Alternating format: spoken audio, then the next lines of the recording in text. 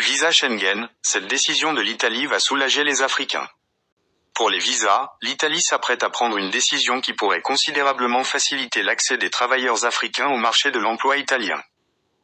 Le gouvernement italien envisage d'augmenter le nombre annuel de jours pendant lesquels les étrangers peuvent postuler pour des visas de travail temporaires, communément appelés « Click Days ».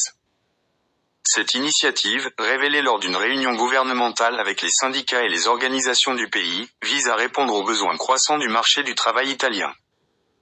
Maria Grazia Gabrielli, secrétaire de la CGIL, souligne l'urgence de dépasser le système actuel des Click Days pour adopter un système de flux annuel, non plus lié à des quotas et des délais précis, mais basé sur les besoins réels du pays.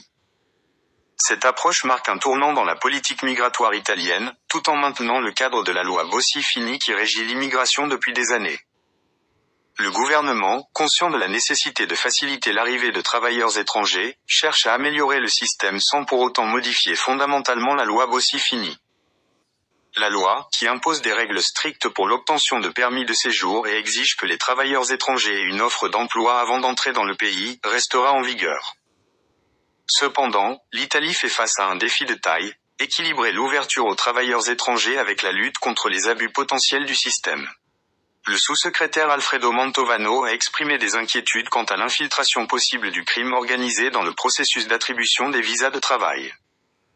Des soupçons pèsent notamment sur certaines régions, comme la Campanie, où le nombre de demandes semble disproportionné par rapport à la capacité d'absorption réelle du tissu entrepreneurial local.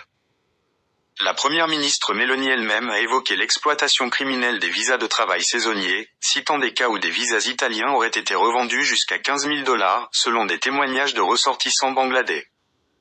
Cette réforme en gestation représente un équilibre délicat entre l'ouverture nécessaire à l'économie italienne et la vigilance face aux abus potentiels. Pour les travailleurs africains avides de visa, elle pourrait signifier une opportunité accrue d'accéder légalement au marché du travail en Italie, tout en renforçant les contrôles pour garantir la légitimité des demandes.